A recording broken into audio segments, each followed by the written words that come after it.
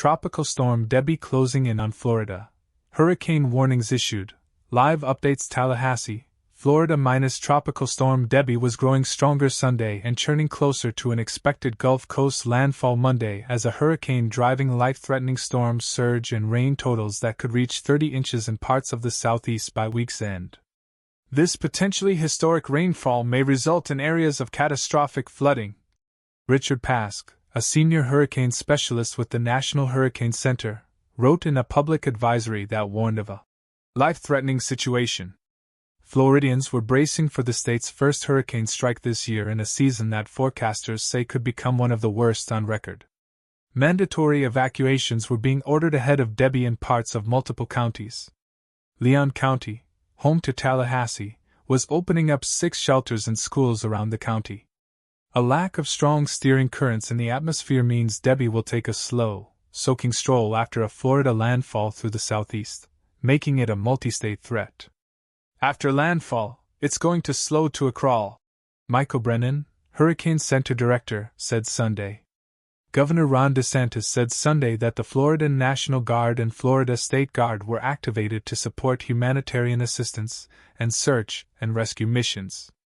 He warned that hazards such as strong winds, storms, surge, and tornadoes can occur before landfall, even outside the forecasted cone.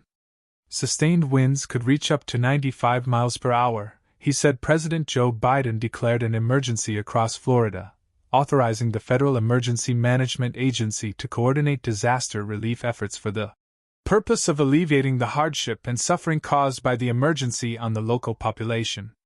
Developments. Proof nearly 2,000 flights had been canceled and close to 6,300 were delayed as of 5 p.m. Eastern Time, according to flight tracking site FlightAware. American Airlines and JetBlue saw the highest cancellation numbers among major carriers, both scrapping 17% of their schedules. Proof Carnival Cruise Line's Carnival Elation rescheduled its return to Jacksonville for Sunday, rather than Monday as planned. The ship departed from the Florida city for a Bahamas cruise on Thursday, according to Cruise Mapper. Proof Norwegian Cruise Line's Norwegian Sky ship changed course, as well, visiting Nassau in place of Great Stirrup Cay on Sunday. The vessel, which left from Miami on Friday, also skipped a planned stop in Key West on Saturday, remaining at sea instead. As always, the health and safety of our guests and crew remains a top priority, the cruise line said in an emailed statement. Proof South Carolina Governor Henry McMaster declared a state of emergency Sunday afternoon ahead of any potential impact by Debby. He warned that heavy rainfall early in the week could bring flash floods and that residents should begin storm preparations immediately. Proof the number of power outages reported throughout Florida climbed to over 28,000 by 4:30 p.m. on Sunday, according to an outage tracker by the Tallahassee Democrat, part of the USA Today network.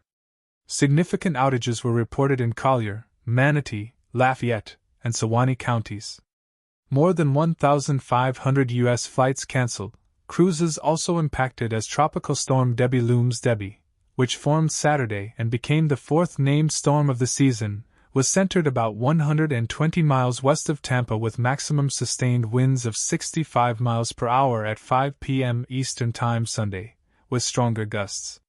The storm, fueled by warm waters of the Gulf, was moving northward at about 12 miles per hour, the National Hurricane Center said. Tropical storm force winds extend outward up to 140 miles from the storm's center. The Hurricane Center forecasts landfall Monday around midday in Florida's Big Bend minus where the state's panhandle meets its peninsula minus somewhere between the Sewanee River south of Tallahassee and the Ochlockonee River in the panhandle west of Tallahassee. Debby will make landfall with a maximum sustained winds of 74 to 95 miles per hour, according to AccuWeather Senior Director of Forecasting Operations Dan DePodwin.